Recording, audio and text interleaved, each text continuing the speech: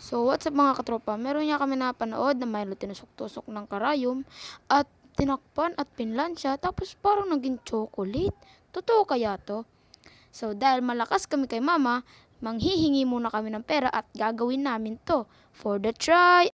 So, ngayon mga katropa, susubukan na natin humingi kay mama ng pera para subukan yung Milo na yun. For the try! Ma! Bibili kami ng 10 pesos. Ano mo? Bibili kami ng Milo. Ano mo, Milo? Ano kami ng chocolate bar. So ngayon, bibili na tayo ng Milo. At meron na tayong 20 pesos. Bibili tayo dalawa. Tara! Bibili tayo ng Milo! Milo.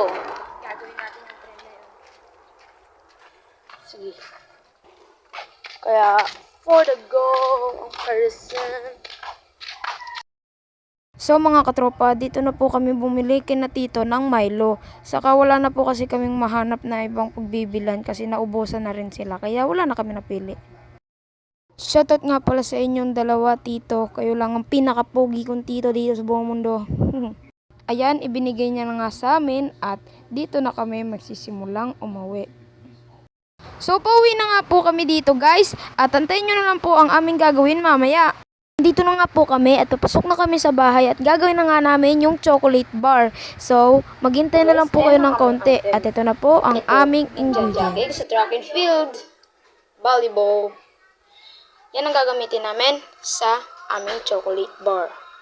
At dito ko na nga sinimulan tusok-tusukin itong Milo para amin na rin itong mainit mamaya. At ibinaliktad ko na nga po siya para dito na po rin siya tusukin at saka namin ito mainit. Tinilagay na rin po namin itong Milo dito sa may bond paper para dito na rin namin siya mainit.